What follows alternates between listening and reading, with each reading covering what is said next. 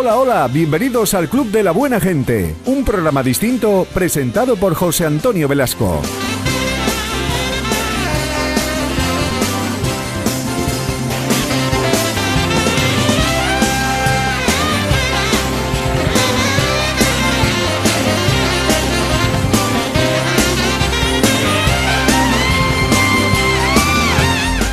Muy buenas noches de martes, ya estamos aquí los del Club de la Buena Gente para demostrar que entretenimiento y actualidad no están reñidos y caben en un mismo programa. De hecho, esta noche vamos a hablar, por ejemplo, del impuesto de sucesiones y donaciones con los abogados del bufete Osuna, y también tendremos tiempo para acudir hasta el Salón del Colegio La Salle en Arcos, donde se presentaba el cartel anunciador de la fiesta de la bicicleta de este año, entre otros temas. Vamos a saludar ya a nuestros abogados, Juan Carlos López y Ernesto Pangusión, del bufete de abogados Osuna, que tienen oficinas en Villamartín y en Ubrique. Buenas noches a los dos, bienvenidos. Buenas noches.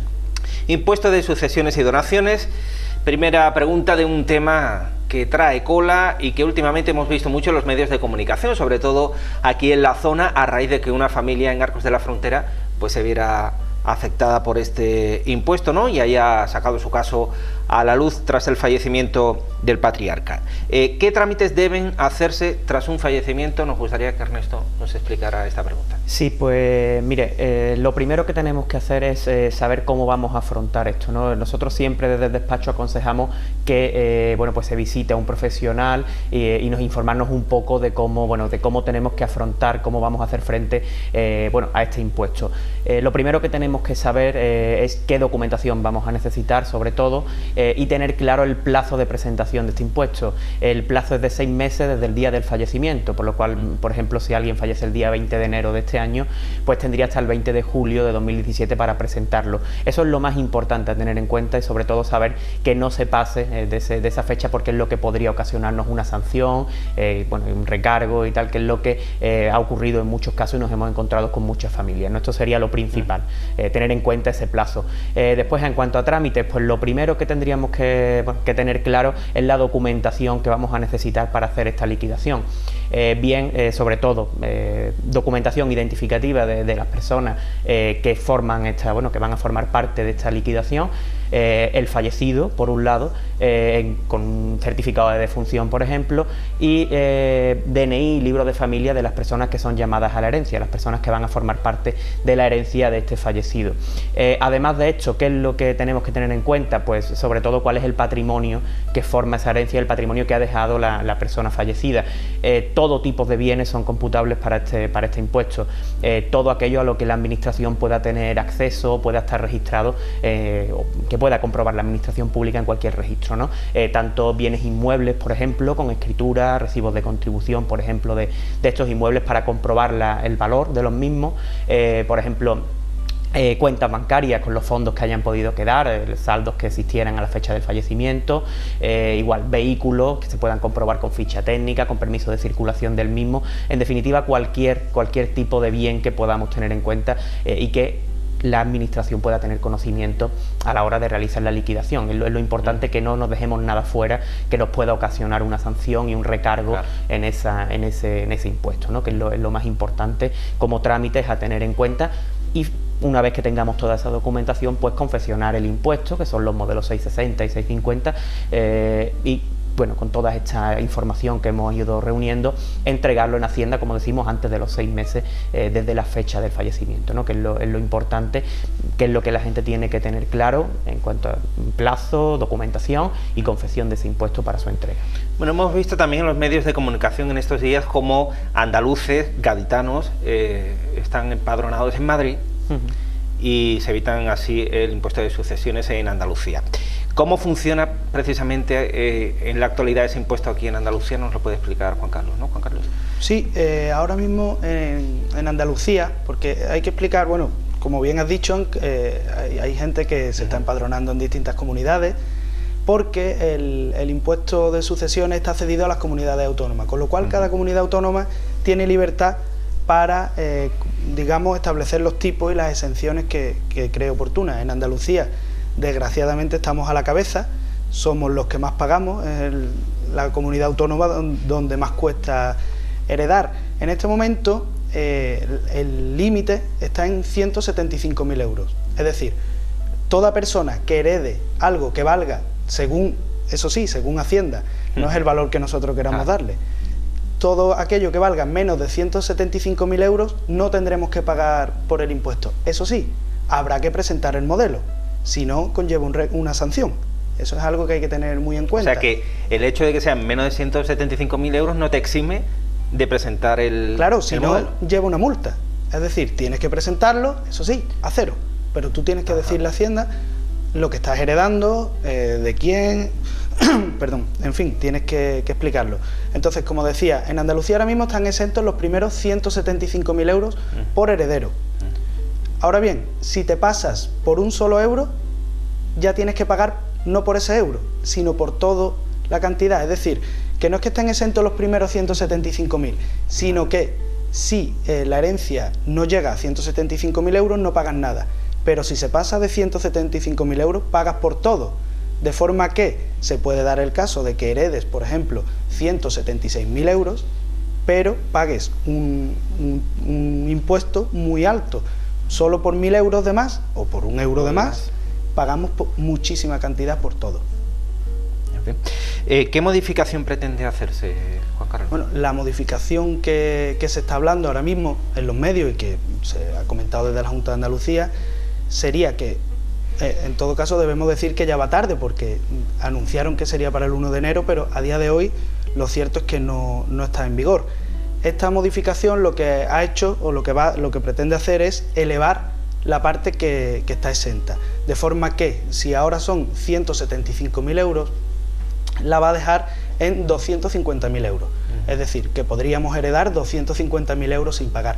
Y además vendría a corregir de alguna manera este salto que hablaba yo antes, porque si nos pasamos de 250.000 euros en lo que heredamos, pero siempre que no lleguemos a 350.000, los primeros 200.000 euros sí que van a estar exentos.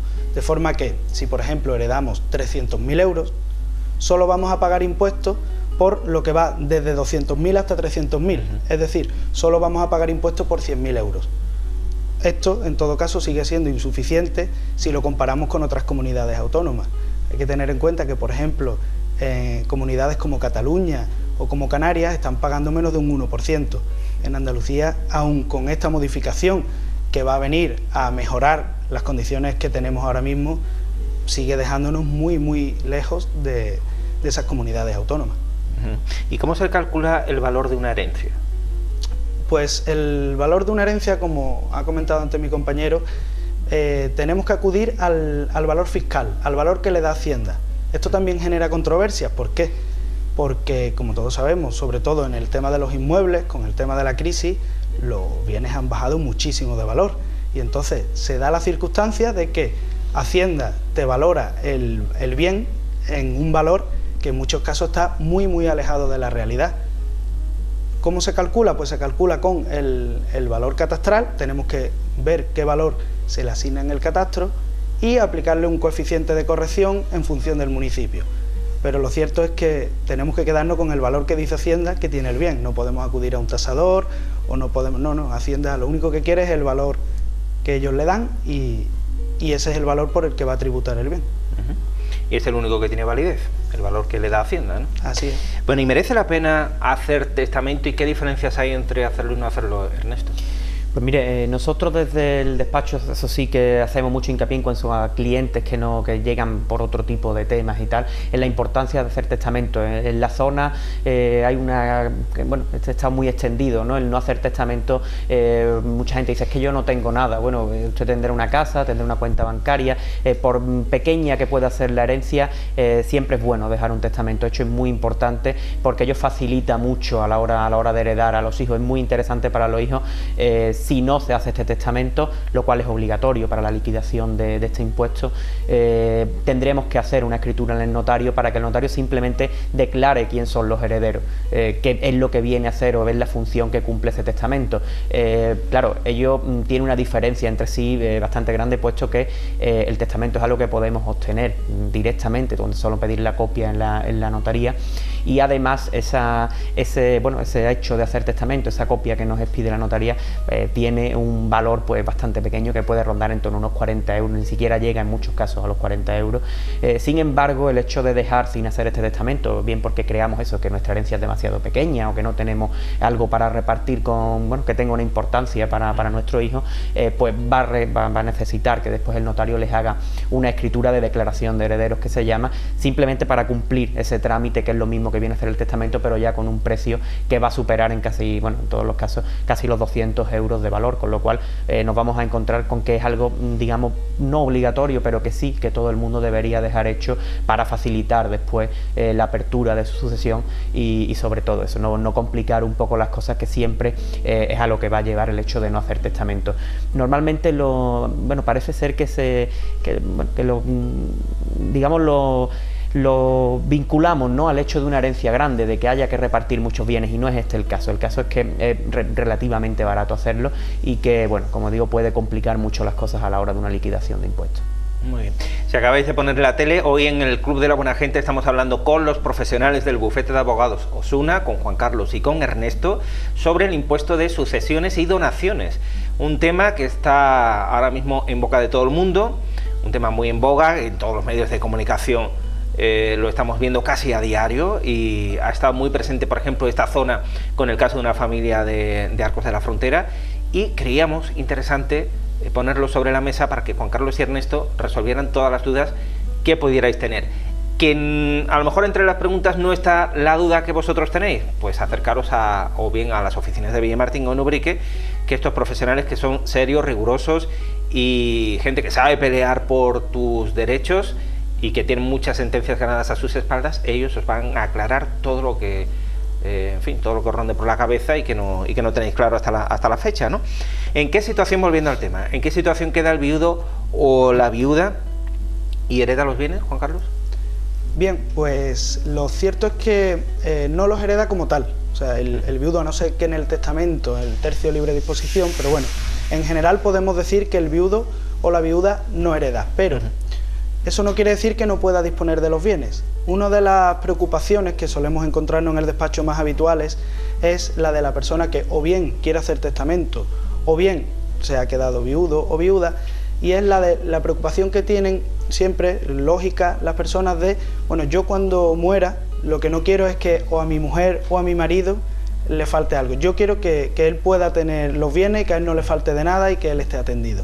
Es una preocupación muy, muy habitual. Entonces, en ese sentido, tenemos que dejar tranquila a las personas que nos están viendo, porque sí, el viudo o la viuda quedan protegidos porque pueden seguir disponiendo de todos los bienes hasta el día que mueran. Sin embargo, no son propietarios, es decir, los propietarios van a pasar, en el caso de que haya hijos, van a ser los hijos que son quienes heredan la propiedad, pero no heredan la libre disposición de esos bienes, es decir, que no pueden, quienes van a disponer de los bienes, por ejemplo, por poner un ejemplo práctico, la vivienda. ¿Quién se va a quedar con la vivienda? Bueno, pues la vivienda va a seguir estando el viudo o la viuda hasta el día que muera, y aunque los propietarios, en la parte que fuera de quien ha fallecido, van a ser a partir de ahora los hijos, no pueden echar de la vivienda al viudo o a la viuda. Y esto además se hace extensivo a la pareja de hecho. No es necesario estar casado, también si se está inscrito como pareja de hecho, se tienen los mismos derechos a estos efectos. Muy bien. ¿Qué ocurre si varios hermanos heredan bienes que no pueden repartirse? Por ejemplo, la casa de los padres, y son 4 hermanos, ¿y qué hacemos, Ernesto? Bueno, pues esto es un caso que sí que venimos a encontrarnos. Suele darse más, parece ser que mientras mayor en la familia, más suelen darse este tipo de desavenencias entre hermanos, pero la verdad que es un caso que sí que encontramos en multitud de ocasiones. La solución que hay en este tipo de casos, porque mucha gente, claro, tiende a pensar, pues si somos, por ejemplo, 4 hermanos y 3 estamos de acuerdo, ¿por qué tenemos que estar a lo que una de las partes quiera, ¿no? Por ejemplo, para afrontar una venta, por ejemplo, de una vivienda. Pues sí, digamos que es obligatorio que todos acudan a la firma, que todos vendan su parte para poder, quitar a lo mejor este inmueble que es propiedad ahora de 4 hermanos, por ejemplo, ¿no? Como decíamos. Claro, el tema estaría en cómo podríamos hacer. Pues ahí la única solución que tenemos es acudir a los tribunales, iniciar un procedimiento que es el procedimiento de extinción de condominio, digamos que es la manera de acabar con esa comunidad que se forma al obtener una herencia, y bueno, que a través del juzgado pues se llegase a una solución, bien sea llegar a un acuerdo entre los propios hermanos, que alguno decida quedarse con ese inmueble, o como última opción que sería pues que saliera a subasta el mismo, bueno, para romper esa comunidad, digamos, y que bueno, y acabar con la misma, ¿no? Llegar a esa venta del inmueble.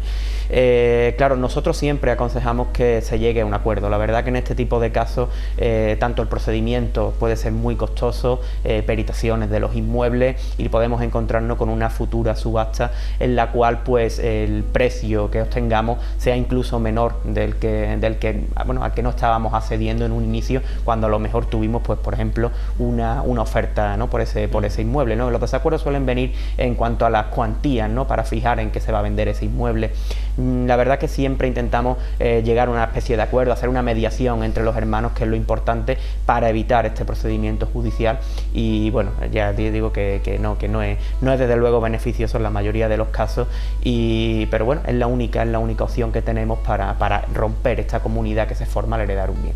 Pero siempre sería bueno intentar un acuerdo y evitar ese procedimiento que ya digo que puede no salirnos bien al final. Y otra pregunta para Ernesto: ¿puede un hermano obligar a otro a vender la propiedad que ha heredado? No, nunca. Eso lo relacionamos un poco con la pregunta de antes, porque como le digo, nadie puede obligarnos a vender una propiedad que es nuestra, ni hermanos, ni en ningún otro caso que se nos pueda ocurrir. Esa parte es nuestra y bueno, tendremos que echar a lo que esa persona haga, pero sí que tenemos ese procedimiento para acudir y para que el juez, pues digamos, bueno, determine qué es lo más justo y cuál es el precio de salida que se le podría dar a ese inmueble, para intentar romper ese bloqueo que se pueda llegar, pero no podrían obligarnos a la venta de esa participación.